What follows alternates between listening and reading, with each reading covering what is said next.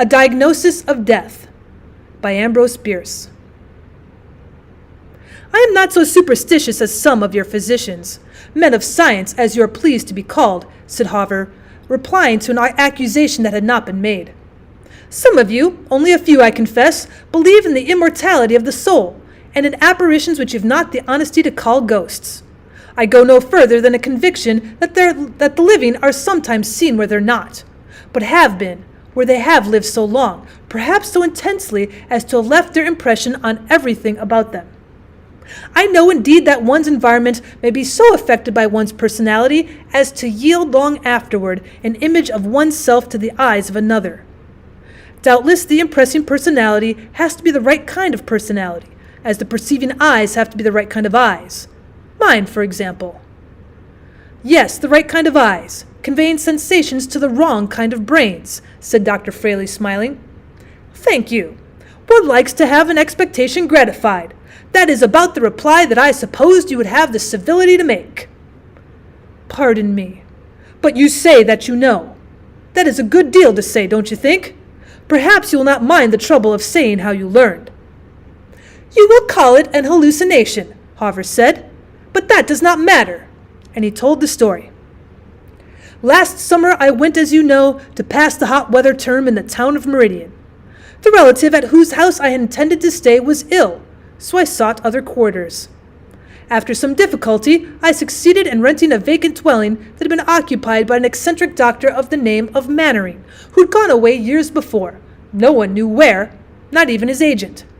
He'd built the house himself and had lived in it with an old servant for about 10 years. His practice, never very extensive, had after a few years been given up entirely. Not only so, but when he'd withdrawn himself almost altogether from social life and become a recluse.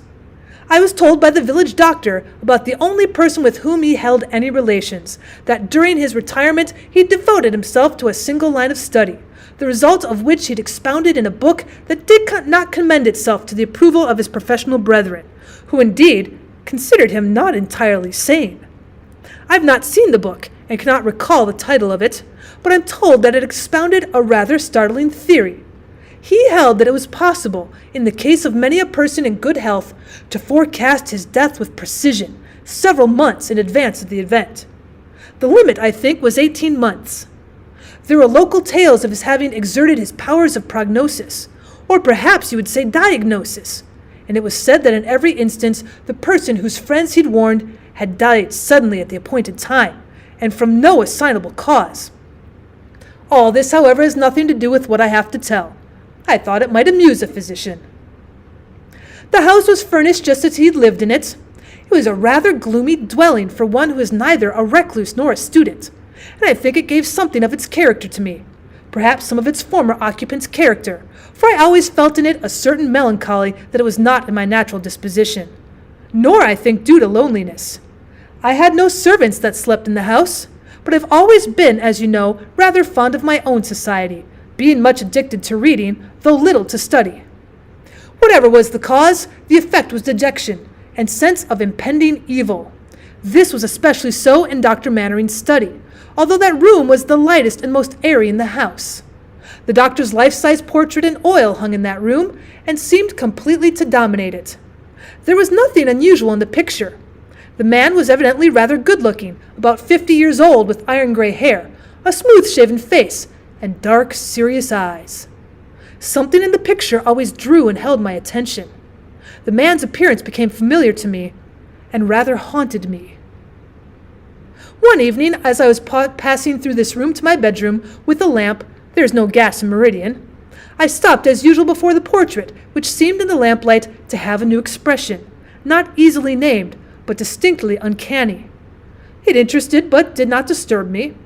I moved the lamp from one side to the other and observed the effects of the altered light.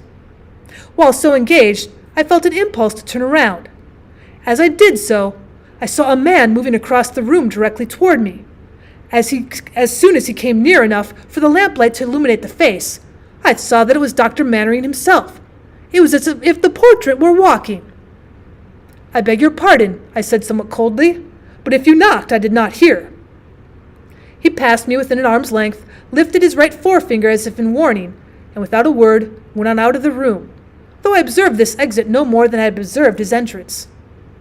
Of course, I need not tell you that this was what you would call a hallucination, and I call an apparition. That room had only 2 doors, of which one was locked. The other led into a bedroom from which there was no exit. My feeling on realizing this is not an important part of the incident. Doubtless this seems to you a very commonplace ghost story, one constructed on the regular lines laid down by the old masters of the art. If that were so, I should not have related it, even if it were true. The man was not dead.